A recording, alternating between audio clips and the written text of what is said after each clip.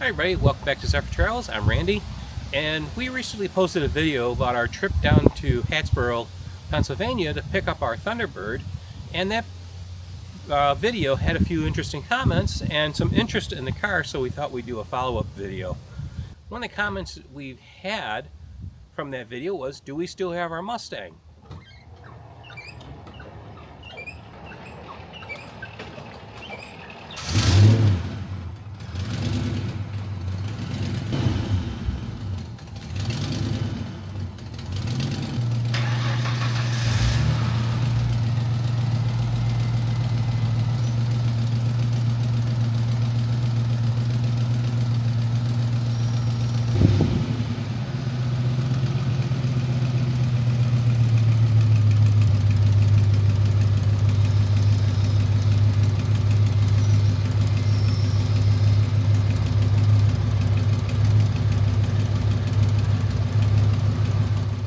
Yes, we still have the Mustang. For many of you who have not seen this car before, it's typically just been in the background. We've never really featured it in any of our videos. But this is our 1992 Mustang GT convertible. We bought this car new. I've had it for over 30 some years. It's been a lifelong project for mine. I've done a ton of modifications to this car. It is not stock. It is completely customized. The engine's been modified. There's a lot done to it. And if you'd like to know more about this car, leave me a comment and I'll do a video on it in the future. But for now, we're going to concentrate on the Thunderbird, and we're going to kind of talk about what I found that needs to be fixed on this car to sort it out. What's some of the best things about it? What are some of the worst things about it? And we're kind of just give you a little bit of a tour of the car. So first, let's get rid of this and let's start that tour. So those of you who may have missed our previous video of going to Hattiesburg and picking this car up, I'll leave a link to it above us. But this is a 1989 Ford Thunderbird Super Coupe. This car was the top of the line Thunderbird available for that year. It was a brand new design for the Thunderbird, came out in 1989, and this car is a very nice example of that. It is pretty much fully loaded with options. It has a sunroof, has leather interior, it's an automatic, and the car is in excellent condition. It has 39,000 miles on it. Tires were all replaced on the car. There was a bunch of maintenance done to the car before we picked it up. So it's in very, very good condition. But it does have a few things it needs to have done to be completely sorted, and that's what we're going to go talk about now. One of the first things that we were told about this car was that the air conditioning doesn't work, which is pretty typical of a car this age. If it's not maintained and taken care of, the air conditioner will lose its charge. A lot of times the O-rings will harden up and won't seal, and the Freon will leak out, which is what I suspect is probably the problem here. But I don't know for sure if it's anything else wrong with it. It possibly could need a new air conditioning compressor too when we go and dig into that. So that's almost number one on my list to take a look at and resolve. There is one issue that Diane noticed with the interior that I'll show you, and that is the top of the leather on the rear seat where it's in the rear window has discolored. And that would need to be re-dyed. Fortunately, I have a friend who does that for a living. He refurbishes car interiors for car dealers, and so he's offered to come out and take a look at this and take care of that for me. So that should sort out the interior pretty well. The radio does need to be repaired. It currently just has static and no music or anything. It is just a AM/FM cassette player radio, and so I'm exploring options about where I can get that fixed, because I don't really want to put an aftermarket radio in the dash because it just wouldn't look right. But I'm also looking at, can I have that radio modified and add Bluetooth to it so that I can sync my phone, which would give us much more modern capabilities of playing MP3s or streaming some type of satellite radio service. So that's something we're looking at. When I was bringing the car home, I did crawl underneath it while it was up on the trailer. I figured I'd have an opportunity to look underneath. And everything looked pretty good. The exhaust system had been recently replaced, and everything else seemed to look good. One thing I did notice was the ball joints. The car seems to be tight as far as driving and tracking down the road, so I don't think it's an issue with them being worn. But I think the age of the ball joints has allowed the rubber boots around them to start to deteriorate and crack. So that's on my list to replace. I'm going to replace all the ball joints in the front of the car, and kind of just more of a preventive maintenance issue than a really need to have it done. I probably could just leave it like it is, and considering the amount of driving we would do with the car, it probably would be fine for a while, but it's going to have to be done at some time, and I figure why not just get it taken care of. There was one other issue with the interior of the car. This piece of plastic right here on the inside along the windshield was cracked, and it had been repaired, but the repair job wasn't very good. They basically used a plastic welder with heat and melted in some black plastic on the back side of it to glue the broken pieces together. But it stood out because the black had kind of bled through to the inside of it, and the inside is actually gray plastic, so it stood out quite bad. I was actually able to find a replacement part on eBay. Though it was a little expensive by the time I had it shipped here, I was able to put a new one in, and it looks brand new.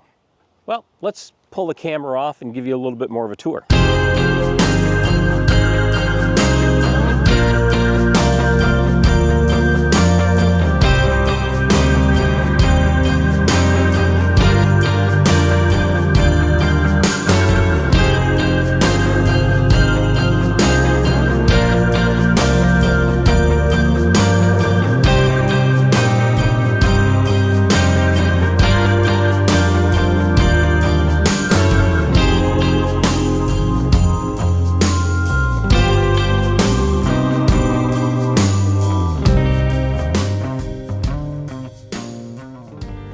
We'll start by giving a tour of the inside of the car. Hey, wait a minute. We picked up some hitchhikers. Who are these guys? Doc, what do you think of the car? Taking it out for a little bit of a ride? If you don't mind, I'm going to ask you to step out for a minute, and so I can show these nice people what the car looks like. You can see that the car has a upgraded interior. These are considered the sport seats. And these bolsters here are completely adjustable. There's remotes down here that I can move them in and out. They also have a lateral airbag in the back of the seat for your lumbar support. All this stuff works. The one thing on the seats that doesn't work very well is the power adjustment forward and back. And I'm not going to play with it, but when I try to move the seat backwards, it goes really, really slow. And I think it needs to be, at the very least, it needs to be taken apart, cleaned, and make sure there's nothing gumming it up. But it possibly could need a new motor or a new drive gear. This is the back seat, probably hardly ever used.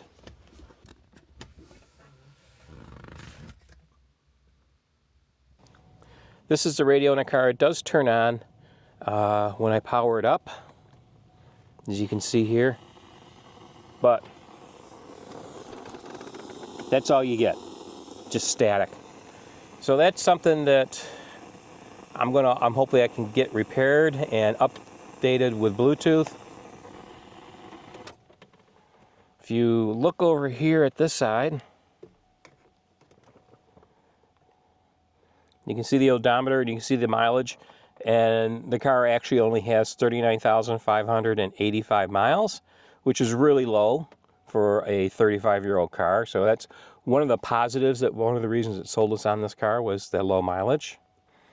It has as an option automatic headlights, which is kind of cool for this age of a car. I know obviously cars today, pretty much all of them come with this, but this has the ability to set, how far off do we want the high beams to dim, and how long do we want the headlights to stay on after you shut the vehicle off.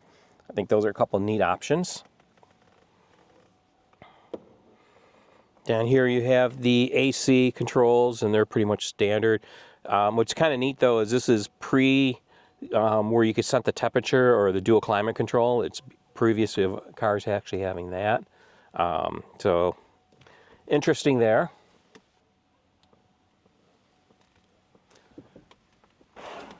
See, it has sunroof with a shade that it can be closed. Power control right here for that. Dual visors with mirrors, which is nice.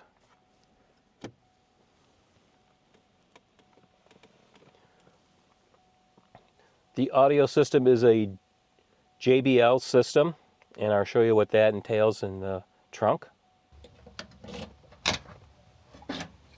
Here in the trunk, this is the JBL sound system. This is a subwoofer, and up here underneath this tray is a amplifier. So that's what gives it the better sound system. You can also see here are a few things that I've picked up for the car. I've picked up repair manuals and actually was able to get an actual Ford shop manual for the car. So this goes into all kinds of detail on different parts of the different aspects of the car. It's got troubleshooting guides in here and everything. So I think this will be very helpful as we do different repairs. But also I found that the Chilton book and the Haynes books are very helpful too to do just normal type of repairs. One last thing I did pick up for the car is a sales brochure. And so this is a 89 Thunderbird sales brochure that you would have gone to the dealer and picked up. This is the engine compartment. As you can see, as cars are these days, it is quite packed with stuff. This even more so because it does have the supercharger here, so you have the additional inlet tubing. This is an intercooler that cools the air charge after it goes through the supercharger before it goes into the motor. It looks like it has a brand new battery, probably replaced within the last year. Actually 1223, so it was done less than a year ago. Another feature on the car that I think is really kind of neat has this automatic ride control on the shock absorbers. Basically, the shock absorbers have two different settings, and there's a switch on the dash, and you can change that switch from comfort to firm, and this system still works perfectly. As you go down the road, if you click it on firm and you go over an expansion joint in the highway, it feels firm, it's stiff, and then when you turn it off, it's real floaty and comfortable. So I thought that was kind of neat that it has that option and still working quite well.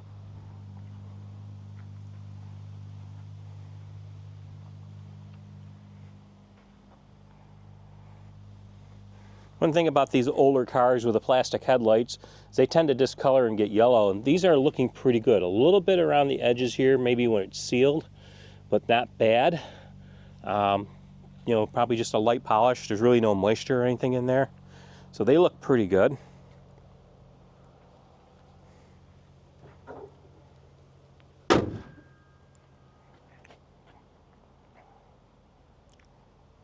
So there you have it. There's a quick tour of our 1989 Ford Thunderbird Super Coupe.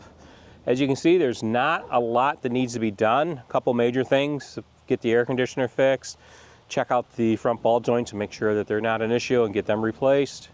But basically, it's a really solid car that I can get in and drive right now. And we've put a few miles on it, not a lot, less than 100 so far in the first couple weeks we had it. Partially because I've had a little bit of an issue with the insurance company and getting the insurance policy on the car. Not that there was any issue insuring the car, but just communicating with them. The insurance policy is now on the car, so the car is covered, and we can take it out for a little bit of a ride when we want to, weather permitting. This is not going to be a foul weather car. Well, I hope you enjoyed this little video on the Thunderbird, a little more of an update of what's wrong with it, what's got to be done to it. If you want to know more about the Thunderbird or the Mustang, leave us a comment and let us know, and we will feature them in future videos. But this will not be a car channel. This is going to be more of a camping channel, which is what it's always been. So these will just be little add-ins that we do occasionally. Don't forget to subscribe, hit that like button, and hit the bell for notifications so we'll post new videos on a weekly basis, and we'd love to have you guys follow along. Until then, we will see you guys down the road. Take care, everybody.